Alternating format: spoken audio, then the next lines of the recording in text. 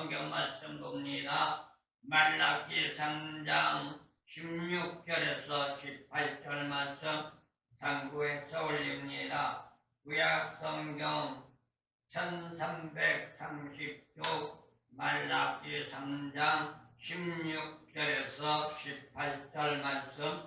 그때 여호와를 경외하는 자들이 피차에 말하매 여호와께서 그것을 분명히 들으시고 여호와를 경외하는 자와 그 이름을 존중히 생각하는 자를 위하여 여호와 앞에 있는 기념책에 기록하셨느니라. 만군의 여호와가 이르노라. 내가 나의 정한 날에 그들로 나의 특별한 소유를 삼을 것이요 또 사람이 자기를 섬기는 아들을 아낌같이 내가 그들을 아끼리니 그때에 너희가 돌아와서 의인과 악인이며 하나님을 섬기는 자와 섬기지 않는 자를 분별하리라. 아멘. 오늘 성경 말씀 말라기 3장 16절에서 18절 말씀. 말라기 선지자는 하나님의 영 성령의 감화 감동을 받아서 하나님과의 관계 성립을 이루는 가운데 하나님의 말씀을 듣고 우리에게 전해주는 말씀이 바로 말라기서라고 말할 수 있습니다. 그런데 오늘 성경 말씀을 보면 어떤 문제를 말하고 있느냐. 우리가 신앙의 삶을 살아가는 가운데 있어서 너 나를 막론하고 하나님에게 영광을 돌렸던 아니면 하나님에게 불영광을 돌렸던 간에 그 영광과 불영광을 돌리는 모든 과정들을 하나님이 기억하시고 오늘 성경 말씀을 참고해보니 어떻게 말씀하셨느냐. 바로 16절 말씀 하반절에서 말하기를 하나님 앞에 있는 기념책에 모든 것을 다 기록한다고 합니다. 우리의 말 한마디 한마디 쉽게 말하면 좋은 말 한 것도 나쁜 말 한 것도 욕을 한 것도 비방한 것도 사람들을 무시하고 멸시하고 천대하고 흉본 것조차도 하나님은 하나님 책에 기록해 놓으신다는 거예요. 그럼 무엇 때문에 기록해 놓느냐. 오늘 본 말씀 18절에서 말합니다. 마지막 날 악인과 선인을 분별하기 위하여. 그러면 악인과 선인은 무엇으로 분별하느냐. 우리의 행한 삶의 생활을 보고 분별한다는 겁니다. 우리가 악한 생활을 했으면 악인으로 분별하고 선한 생활을 했으면 선인으로 분별한다는 겁니다. 그러면 악한 것과 선한 것을 분별하는 목적은 뭘까요?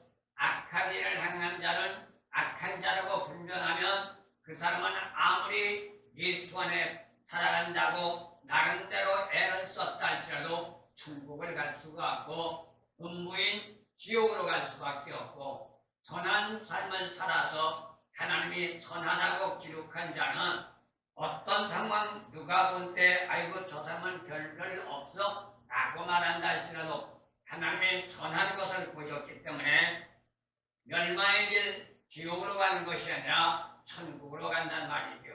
그렇다면 이 말은 무슨 말이에요? 우리가 예수 믿는 신앙의 삶을 어떻게 살아야 천국을 가고 어떻게 살면 지옥 간다는 걸 말해주는 교훈이라고 말할 수 있습니다. 그래서 오늘 보는 성경 말씀을 통하여 저는 믿는 자의 복된 생활이란 주제를 잡아봤습니다. 우리가 믿는 자로서 복된 생활이 되어 구원받고 천국 가려면 과연 어떻게 해야 할 것인가를 이 시간에 우리는 생각해보지 않을 수 없는 것이죠.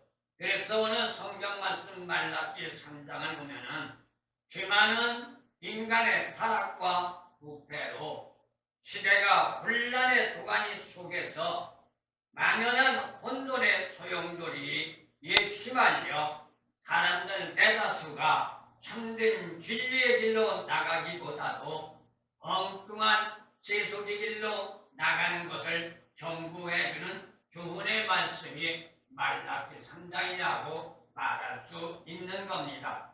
이유가 뭘까요? 믿는 자들에게 복된 삶이 무엇인가를 가르쳐주기 위함입니다. 어떠한 신앙의 삶으로 나아갈 때 복의 문을 열 수가 있고 어떠한 신앙의 삶으로 살아갈 때 복을 받아야 할 자가 복을 받지 못하고 징계의 대상이 되는가를 가르쳐주는 교훈이라고 말할 수 있습니다. 그렇다면 저와 여러분들이 예수를 믿고 신앙 안에서 복을 받고 생명구원 받아 천국을 가기를 원한다면 과연 어떻게 해야 할까요? 어떻게 보면 간단하고 쉽습니다. 왜요? 믿는 자는 믿는 자다운 삶으로 살아가면 됩니다. 믿는다고 말하면서 믿는 자다운 삶으로 살지 않고 세상에 사람 사는 것이 아름답고 멋있고 보기 좋아서 그것을 따라가면 세상 사람들에게는 칭찬받을지 모릅니다. 너 참 잘하고 있어. 교회는 다니지만 그렇게 해야 돼. 그래야 우리와도 같이 어울릴 수가 있고 우리와도 함께 할 수 있잖아. 교회 다닌다고 미친놈처럼 신앙생활하면 우리와 함께 할 수 없잖아. 우리가 너와 같이 놀고 싶어도 놀 수가 없잖아.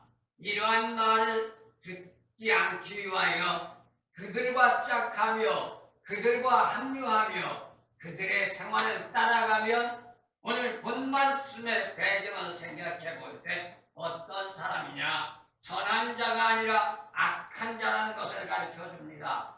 왜 그럴까요? 제가 누누이 말씀합니다. 야고보서 4장 4절 야고보사도는 말합니다. 세상과 짝하면 하나님과 원수가 된다고. 세상과 짝했으니 세상 사람 따라갔으니 하나님과 원수가 됐고 하나님과 원수가 됐으니 오늘 성경 말씀을 생각해 볼 때 하나님은 그 사람을 예수를 믿고 교회는 다니지만 선한 자라 말하지 않고 악한 자라고 낙인 찍어놓고 있으니 구원받아야 할 백성이 구원받지 못하고 지옥 갈 수밖에 없다는 말입니다. 그렇다면 우리는 과연 어떻게 해야 할까요? 우리는 신앙의 삶을 사는 데 있어서 우리의 믿는 자의 삶의 근본적 본질부터 알아야 되는 줄로 믿습니다. 이게 바로 복된 삶으로 나갈 수 있는 방법이고 복을 받을 수 있는 비결이라고 말할 수 있습니다. 믿는다는 말과 함께 교회를 다니는 것도 중요합니다. 물론 교회 열심히 다녀야 합니다.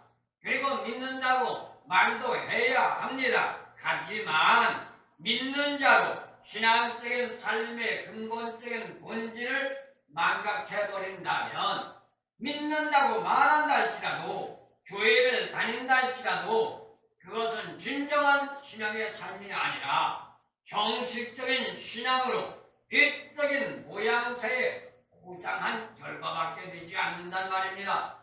신앙의 삶은 포장한 건 하나님은 원하지 않습니다.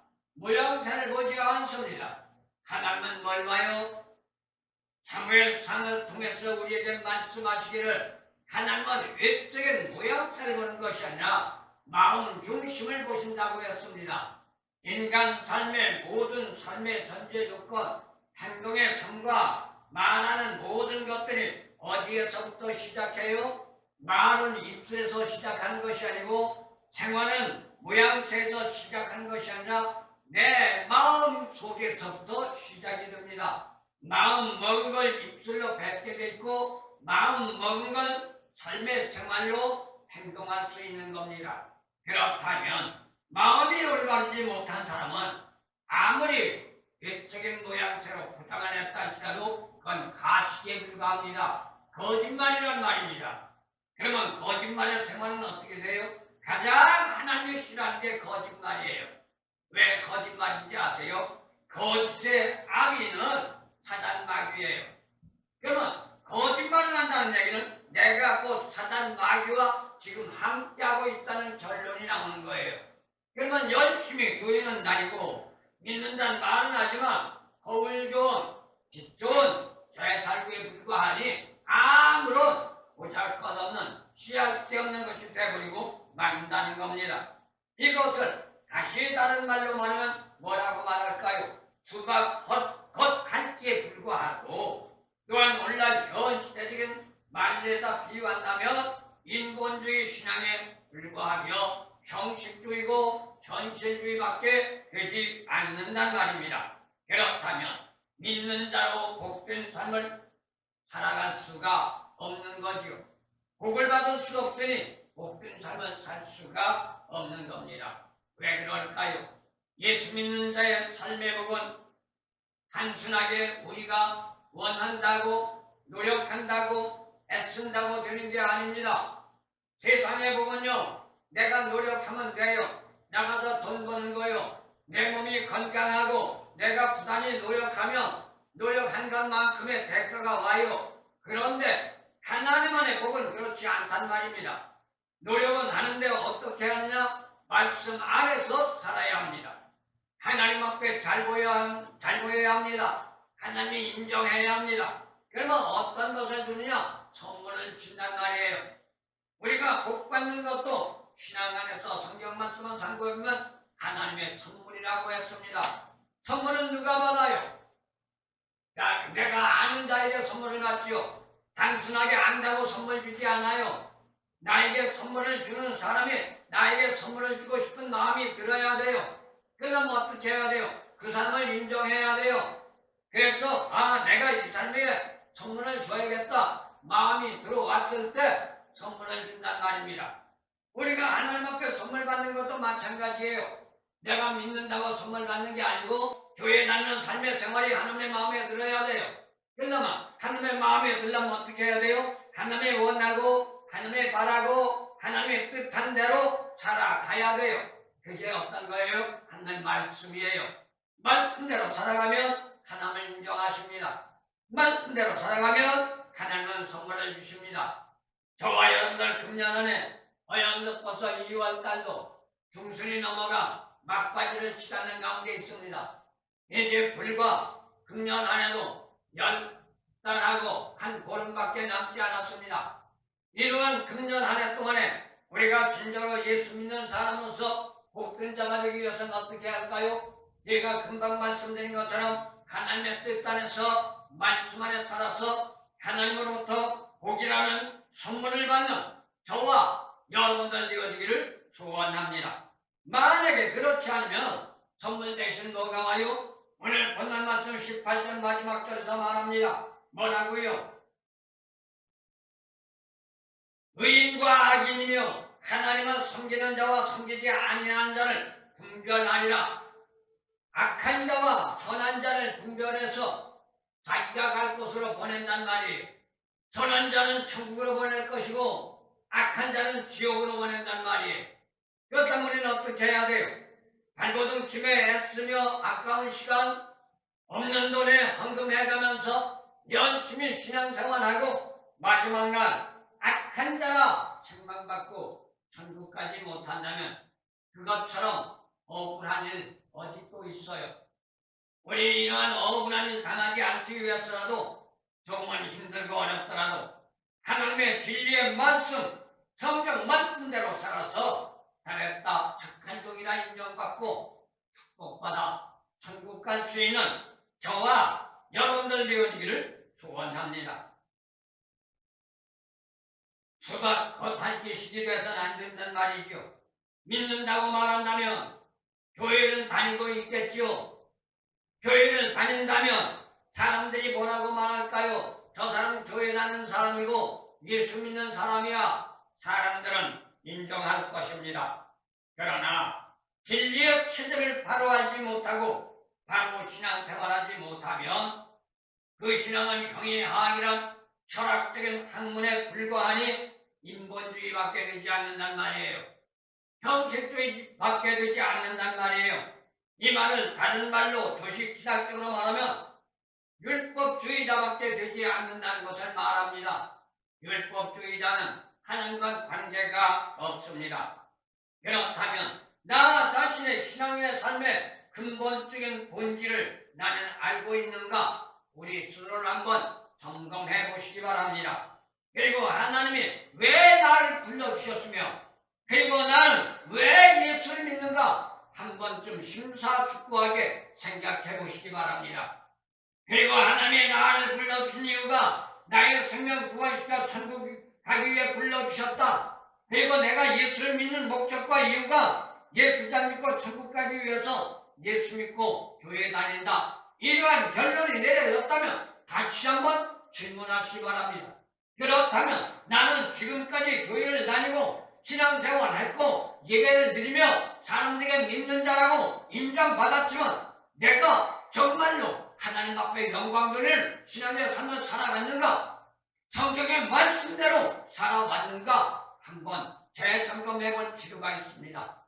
그리고 만약에 어떤 전제 조건에 문제가 있다면 우리는 그것을 그냥 아는 것과 그리고 그것을 발견한 것과 깨닫는 것으로 머물지 말고 그 문제를 가지고 철저하게 무릎 꿇고 하나님 앞에 회개하고 돌이키는 신앙이 되어지기를 소원합니다. 그러면 하나님은 성경 말씀을 상고해 볼 때 회개하는 자들의 눈물을 보셨다고 했습니다. 눈물을 보신 것으로 끝나는 게 아니라 회개한 자의 눈물을 보시고 그 눈물의 대가로 복의 문을 열어 선물을 주신단 말이에요. 이게 우리의 삶이 돼야 될 줄로 믿습니다. 하나님과의 관계 성립도 자칫 잘못하면 무감각해질 수가 있습니다. 그렇게 되면 어떻게 될까요? 진리, 말씀의 체제가 아닌 세상적인 포만감에 사로잡혀 거기에 도취될 수밖에 없단 말입니다. 그리고 자아자찬 속에서 자기 만족에 생활할 수밖에 없습니다. 신앙의 삶은 하나님이 만족해야지 내가 만족해서 소용없습니다. 하나님이 나를 잘 봐야지 사람들이 나를 잘 봐서 소용없습니다. 하나님이 잘 봐야지 목사님이 잘 봐도 소용없습니다. 성도들이 잘 봐도 소용없습니다. 성도들이나 목사들이 뭐라고 한다 할지라도 하나님이 인정하면 그 사람은 복받는 삶이 되어지는 줄로 믿습니다. 그렇다면 우리는 어떻게 될까요? 현실의 눈앞에 전개되어지는 상황 여건만 보지 말고 보여지지 않는 진리의 비밀, 말씀의 체제를 따라가는 저와 여러분들이 되어지기를 소원합니다. 그리고 결단을 내려 말씀의 체제로 들어가기로 각오했다면 어떤 상황 여건이 있어도 변질돼선 안 됩니다. 왜 그럴까요? 사도행전 5장 1절에서 10절 말씀 나가면 아나니아와 삽비라는 사람이 있습니다. 이 사람은 어떤 사람이에요? 예수 잘 믿는 사람이에요. 우리나라 말하면 교회 잘 다니는 사람이라고요. 그런데 어떤 문제가 있었느냐? 바나바라는 사람이 하나님 앞에 예물을 드렸습니다. 하나님 앞에 예물을 드리고 복을 받았단 말이에요. 사람들에게 칭찬받았고 사람들이 인정했고 사돈이 인정했고 그래서 아나니아와 삽비라도 생각하고 고심한 끝에 자기의 밭 한 두렁을 팔아가지고 하나님 앞에 바치기로 약속하고 결심했습니다. 그래서 아나니아와 삽비라 두 부부는 밭을 팔아놓고 보니까 돈이 너무 많아요. 이거 다 갖다 바친다는 거 아깝지 않나? 그래서 절반은 뚝 떼어서 집에다 놓고 절반만 갖다가 베드로 사도 앞에 갖다 놨습니다. 베드로 사도님, 제가 이렇게 하나님 앞에 영광을 돌리고 하나님 앞에 제 밭을 팔아서 가져왔습니다. 그랬더니 베드로가 묻습니다. 이 헌금이 네가 파는 밭 전체 값이냐? 예, 맞습니다. 밭을 파는 전체 값을 드렸습니다. 어떻게 대답한 거예요? 거짓말한 거지요. 너무 돈이 많아 절반은 뚝 떼어서 집에다 놓고 절반만 갖다 드리면서 다 가져왔다고 거짓말한 거예요. 거짓말을 하면 사람은 모를 수 있습니다. 사람은 속일 수 있습니다. 그러나 하나님은 속이지 못합니다. 하나님의 영 성령이 함께한 사도 베드로는 하나님의 진리 안에서 아나니아가 거짓말한 것을 압니다. 그래서 다시 질문합니다. 네가 정말로 다 가져왔느냐? 네, 다 가져왔습니다. 그 결과로 그 자리에서 아나니아는 복군하자 죽었습니다. 그리고 그 신체를 메어서 장사고 돌아오는 사람이 그때 자는데 있을 때에 아나니아의 아내 삽비라가 또 왔습니다. 그래서 베드로는 묻습니다. 역시 거짓말했습니다. 그 결과로 아나니아의 아내 삽비라도 죽음을 맞이하고 말았습니다. 이유가 뭘까요? 오늘날도 예의가 아닙니다. 믿는다고 말하며 교회는 다닌다고 큰소리치며 사람들은 인정받고 대접받지만 진정한 신앙의 삶을 살지 못하며 거울 좋은 포장으로 거짓말하게 되면 그 이유가 하나님을 두려워하지 않기 때문입니다. 사람은 두려워하는데 하나님은 두려워하지 않는단 말입니다. 반면에 눈앞에 전개되는 현상에 매료되어 있기 때문입니다. 아나니아와 삽비라 예의는 아닙니다. 다른 사람이 하나님 앞에 헌금하고 복받는 것을 보니 나도 헌금하고 복받아야겠다 마음이 감동되어 자기 밭을 팔아놓고 보니 너무 액수가 많아요. 욕심이 생긴 거죠. 다 갖다 바친다는 건 아깝지 않느냐. 그러니 절반만 갖다 바쳐도 절반의 값이 적은 돈이 아니니 누가 알냐. 그래서 거짓말하고 바친 거예요. 오늘 현 시대에 이러한 일들이 비일비재하게 일어납니다. 돈 많이 버는 사람들 11조를 내긴 내야겠는데 어떻게 내야 하느냐. 우리 교회 같은 경우는 헌금을 강요하지 않습니다. 전혀 헌금 내라 소리 하지 않습니다. 헌금 내면 간절하게 기도해드립니다. 그것뿐입니다. 그런데 웬만한 교회에 가면, 특히 큰 교회에 가면 큰 교회에 다니는 성도들 말씀하는데 헌금 드리는 종류가 30가지가 된대요. 그거 다 드리면요 웬만한 사람 살림 거덜난다고요. 그러니 오늘날 현 시대 대다수가 어때요? 과거에 사업하고 기업하던 사람들 잘 나갈 때는 그거 아깝지 않고 드렸는데 기업이 무너지고 나이가 많아 일할 수 없어 기초수급자가 되어 한 달에 몇십만 원 받는 거 가지고 교회 다니라니 헌금 내야지 이런 거 해야지 저런 거 해야지 하다 보니까 돈이 없어서 교회 나갈 수 없다고 푸념들 하는 시대입니다. 그러다 보니 어떤 문제가 나와요? 많은 돈을 벌어서 11조를 내서 하나님 앞에 드리고 감사헌금하고 건축헌금하고 뭐하고 따로따로 내니까 아깝잖아요. 그러니까 1년에 들어서 건 11조를 1000만 원을 한다?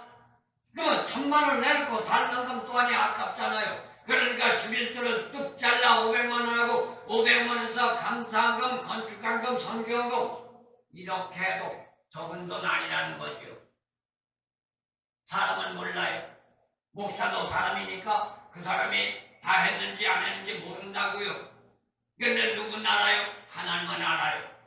그러면 거짓말장이 된 거예요. 거짓말장이 되니 어떻게 돼요? 복을 받아야 할 때문에 복을 못 받고 환난에 휘말려 소용돌이 치는 겁니다. 그것이 거짓말한 대가란 말입니다. 그럼 우리는 어떻게 해야 돼요? 예수 믿는 사람은 정직해야 돼요.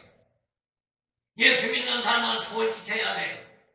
거짓말이 없어야 돼요. 시종일관해야 한단 말입니다. 그것이 하나님은 두려워하지 않는 이유고 하나님은 신봉하는 이유고 하나님을 경외하는 삶인 줄로 믿습니다. 그런가 하면 형이 아이란 철학적인 사고가 최고선이 오늘날 됐습니다. 학문이 하나님보다 위에 올라가 있습니다.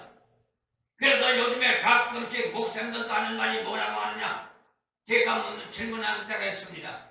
목사님, 박사가 유해요? 목사님이 유해요? 그러면 대다수가 박사가 유해라고 그래요. 이건 잘못된 거예요. 세상에 아무리 명예권대 박사를 받았어요. 목사 위에 올라갈 수가 없어요. 왜 그런지 아세요? 목사의 직분은 하나님이 주신 직분입니다. 세상의 명예, 권세, 박사는요 사람들에게 받은 겁니다. 여러분 한번 생각해 보세요. 하나님으로부터 받은 직위가 높아요? 사람으로부터 받은 직위가 높아요? 그런데 오늘날 대다수는 사람에게 받은 직위가 높다고 자화자찬하고 있습니다. 그럼 하나님이 섭섭하죠. 하나님이 싫어한단 말이에요. 그러니 목회를 해도 신앙생활을 해도 하나님이 주신 직위를 내세운 것이 아니라 사람에게 받은 직위를 내세우며 자기를 드러내니 하나님 앞에 영광이 아니라 자기 영광이 나타나는 것이죠. 그래 하나님 관계가 없는 삶을 산단 말이에요. 이것이 오늘날 현 시대가 되어버리고 말았습니다. 그런가 하면 아합 시대에 나가서는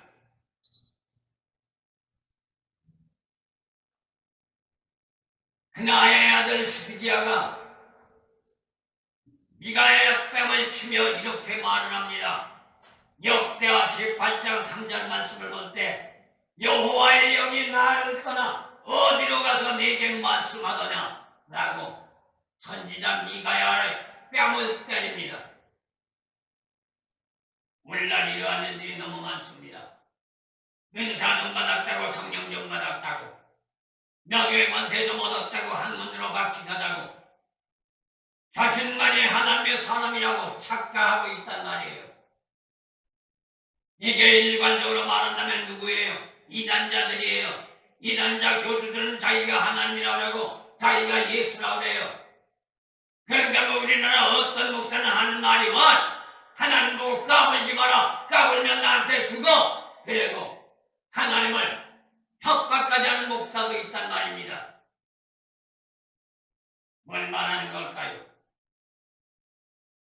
자만이 싹튼 거죠.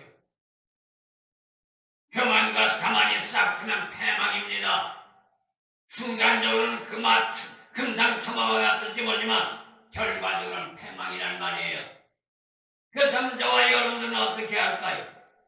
사람들이 어느 누가 나를 칭찬하고 나를 지켜 세운다고 거기에 빠져들지 말고 그럴수록 나 자를 말씀에 비추어 낮아지는 자세가 되어 하나님으로부터 인정받았다는 것 지종일관하여 유지하며 생명구원받는 것 유지하다 마지막 날 천국 가는 저와 여러분들 되어지기를 소원합니다.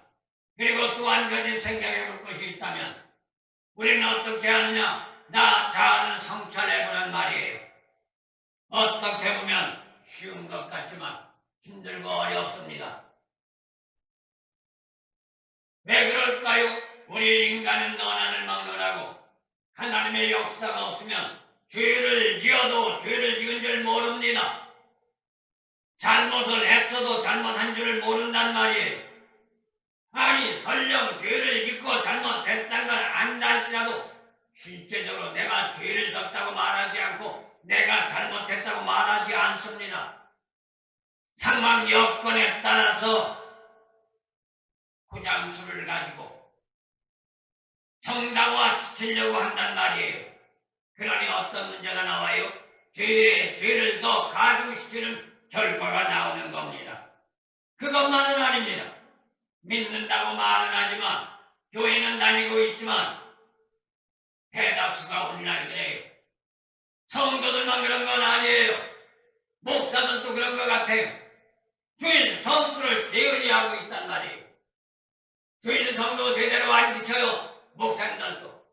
제가 아는 목사님들 말씀들만 그래요.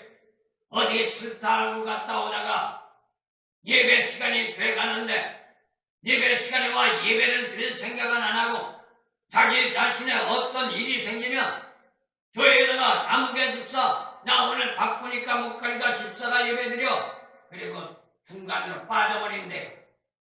그건 아니죠. 아무리 힘들고 어려워도 막말로 코박고 죽는 안이 있어도 하나님 앞에 부름받고 선택받고 생명 구원받아 천국을 가기를 원하는 자라면 성도가 됐든 목사가 됐든 직분자가 됐든 하나님의 예배에 게을리해서 기도의 비결이 뭔지 아세요? 철저하게 예배드리는 거예요. 철저하게 예배드리다 보면 그 순간에는 아무것도 없는 것 같아요. 그러나 시간과 세월이 흘러가면서 서서히 하나님은 축복의 문을 엽니다. 다른 사람은 모르겠어요. 저 자신을 돌아볼 때 그래요. 힘들고 어려울 때 정말로 교회 가기 힘들고 교회 가기 어려울 때가 너무 많았어요. 어떤 때는 밥을 끓여 먹지 못하고 굶을 때도 많았다고요. 지나가는 과거. 교회에 나가 봉사해도 다른 사람은 다 점심 주는데 제가 전도사 때 저 전도사 점심 안 주더라고요. 그럼 하루 종일 쫄쫄 굶어야 돼요. 그러면 사람의 인간적인 생각 기분 나쁘지. 왜 쟤들은 밥 주는데 난 밥 안 줘? 항의할 수 있잖아요. 그런데 항의하지 않고 그대로 집에 들어와서 굶고 다시 나가 예배드리고 학생들 인도하고 청년들 인도하고 그러면서 올라온 접니다. 그런데 어떤지 아세요? 세월과 시간이 흘러 제가 목회를 다니면서 50년이 넘었습니다. 50년이 넘어가는 이 시간에 오늘날 와서 보니까 우리 집사님 알다시피 저 일 안 해요. 우리 집사람 몸 아파서 들어서 일 못 다녀요.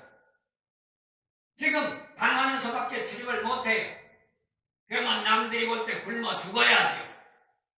대다수가 그러잖아요. 목사도 일해야지. 일 안 하면 굶어 죽잖아. 그리고 핍박하고 박해합니다. 그런데 놀라운 게 있어요. 저는 일을 나갈 수가 없어요. 일을 나가면 하나님이 그냥 놔주질 않아요. 반 처중만 죽어요. 그러니까 무릎 꿇고 기도합니다. 매일 저녁 기도합니다. 하루도 어기지 않습니다.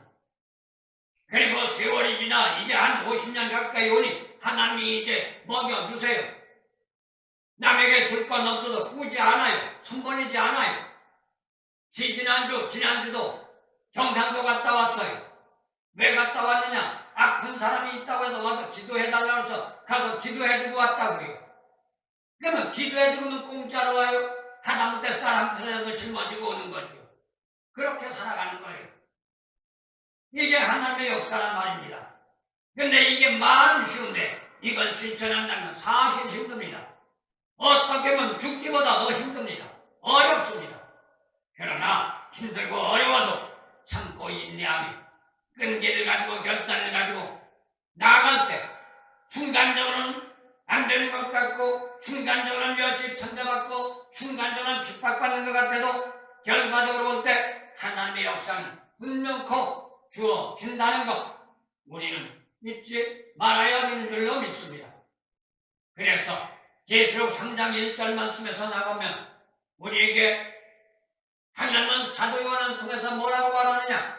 지금 금방 말씀드렸던 이러한 사람들을 말하기를 살아있는 것 같으나 실상은 죽은 자다 라고 말합니다. 교회는 다니고 헌신하고 봉사하니 살아있는 것 같지요. 그러나 하나님이 함께하지 않으니 죽은 자라는 말이에요. 저와 여러분들 금년 안에 상을 사는데 누가 뭐라 한다 할지라도 죽은 자가 되지 말고 살아서 하나님이 함께하는 임마누엘의 축복이 있어지기를 예수님의 이름으로 소원합니다. 마지막 말씀드립니다. 그렇다면 우리는 믿는 자로서 우리의 삶을 어떻게 살아가야 할 것인가 한번 생각해 봐야 돼요. 단순하게 예수 믿는다고 못 받는 게 아니다. 단순하게 교회 다닌다고 못 받는 게 아니라 그렇다면 어떻게 교회를 다녀야 하고 어떻게 믿어야 하느냐 이걸 바로 알아야 한단 말입니다. 쉬운 것 같지만 어렵습니다. 믿는 자로 구원받고 천국을 가고자 한다면 힘들고 어려워도 해야 할 일이 있습니다. 그게 뭘까요? 말씀 안에 삶입니다. 말씀대로 사는 거예요. 내 생각, 내 방법, 내 뜻이 안 맞아도 말씀에서 하나님이 살라오면 살아가야 합니다. 가라면 가야 합니다. 제가 항상 그런 말을 많이 합니다. 몸이 아파서 교회 못 오른다고? 지어서라도 올라와. 그럼 하나님이 살려줘. 놀라운 게 있어요. 통영에 계시는 목사님이 지나간 어느 날 그런 일이 있었습니다. 밥도 못 먹고 일어날 기력도 없고 죽을 것 같더래요. 그런데 갑자기 내 생각이 나더래요. 그래서 전화를 해서 제가 전화를 받은 기억이 있습니다. 목사님, 제가 지금 이렇게 돼서 혈압도 내려가고 당도 올라가고 음식을 먹으면 자꾸 토하고 몸은 바닥바닥 말라가고 금방 죽을 것 같습니다. 목사님 기도해 주세요. 그런데 그때 제가 기도 안 해주더래요. 그리고 하는 말이, 목사님 내가 저녁 7시에 올라가면 기도를 하니까 그때 기도해 드리겠습니다. 그리고 제가 전화를 끊더래요. 전 기억 안 나요. 그래서 목사님은 알겠다 그러고 저녁 7시까지 기다리다가 7시가 되니까 같이 앉아 기도했답니다. 아, 목사님이 저녁 7시가 되면 나를 위해서 기도해 주신다고 했으니 나도 이 시간에 무릎 꿇고 기도해야겠다. 그리고 무릎 꿇고 기도를 했대요. 그런데 기적이 일어난 거예요. 7시에 저요, 예의 없이 7시만 되면 올라와 기도합니다. 그러면 7시에 무릎 꿇고 기도하는데 갑자기 여기서 뭐가 확 튀어나가더래요. 마음에서, 가슴에서. 그러면서 힘이 솟더라는 겁니다. 그런데 그 이튿날 아침에 일어나서 굴뚝 같은 생각이, 미친 생각이 들어가더래요. 밥 먹으러 가야겠다고. 그래서 교인들과 자기 사위가 목사인데 사위 목사에게 한 말이, 나 밥 먹으러 갈 테니 밥 사주라 그랬대요. 그랬더니 교인들과 사위들이 하는 말이 뭐라고 하느냐, 장모님, 목사님 밥 먹어도 괜찮아요? 밥 먹으면 안 되잖아요. 괜찮든 안 괜찮든 한번 사줘봐. 그래 가서 밥을 먹었는데 밥이 수화가지더라는 거예요. 이게 하나님의 역사예요. 그 목사는 저와의 관계가 이런 관계입니다. 가끔씩 그런 일을 겪었다고 본인이 고백해요. 그래서 지난주도 가서 기도해주고 왔어요. 지난주에도 가서 밥도 못 먹는다고 가서 기도를 했는데 혈압이 정상으로 내려왔고 당이 정상으로 내려왔고 밥을 못 먹던 사람이 밥을 먹는데요. 그래서 다시 와서 기도해달라고 해서 지난주에 갔다 왔습니다. 그것만 그런 하나님의 역사가 있겠어요? 우리도 마찬가지예요. 말씀 안에 들어가면 하나님은 저와 여러분과 모두에게 이러한 축복이 있는 줄로 믿습니다. 이유는 뭘까요? 계시록 20장 13절 에스겔서는 수없이 말합니다. 네가 행한 대로 갚아주리라. 말씀대로 살면 말씀대로 갚아줘요. 말씀을 어긋나게 행하면 말씀은 어긋나게 행한 대로 부응하세요. 그렇다면 저와 여러분들 어떤 일이 있어도 하나님 앞에 축복받는 행함으로 갚음을 받은 기원적 보응받는 불상사가 있어서는 안 되는 줄로 믿습니다. 그렇다면 우리는 하나님을 섬길 줄 알아야죠. 어떻게 섬겨야 돼요? 물기를 주는데 쓰다 남은 것 드리지 말고 제일 먼저 서두로 드리세요. 대다수 사람들이 그래요. 제가 겪어보니까요. 우리 집사님 같은 경우는 김치를 하면 그냥 김치 하자마자 포기를 담아가지고 오셨더라고. 근데 서울에서 제가 목회를 할 때는 권사님들이 김치를 갖다 주는데 자기들이 먹고 나면 씨가 터진 것 같아요. 먹을 수가 없어. 그런데 그걸 준다고 안 먹는다고 말할 수 없잖아요. 그러니까 가지고 와요. 그러니까 그걸 빨아가지고 찌개 끓여 먹고 그래요. 이왕이면 누굴 줘도 먹다 남은 거 주지 마세요. 수두로 주세요. 그게 복 받는 비결이에요. 예물을 드리는데 어떻게 드려요? 내 일을 나가면 흠없는 거 드리래요. 깨끗하게 정성 드려드리래요. 그렇지 않으면 말라기 3장 9절 말씀을 나가볼 때 하나님은 뭐라고 그랬느냐? 도적놈이라고 그랬어요. 왜요? 다 끼워먹고 쓰고 찌끄레기 갖다 드리니 도적놈이라는 거예요. 분명한 것은 예수 믿는 신앙의 삶의 생활은 내가 우선이 아닙니다. 하나님이 우선이 되어야 합니다. 남편이 우선이 아니고 아내가 우선이 아니고 자식이 우선이 아니고 부모가 우선이 아닙니다. 모든 전제 조건 하나님이 우선이 되어야 한단 말이에요. 이를 실행하고 이를 실천해 나갈 때 하나님은 우리에게 복의 문을 열어주십니다. 만약에 그렇지 않으면 오늘 성경 말씀 8절 하반절에서 말하는 것처럼 의인과 악인의 삶의 생활을 선별해서 선인은 선인대로 악인은 악인대로 하나님이 갚아주신다는 것 우리 잊지 마시고 이 험악한 마지막 시대 누가 뭐래도 힘들고 어렵게 예수 믿고 살아온 우리 구원받은 생명 잘 유지하고 마지막 날 천국 가는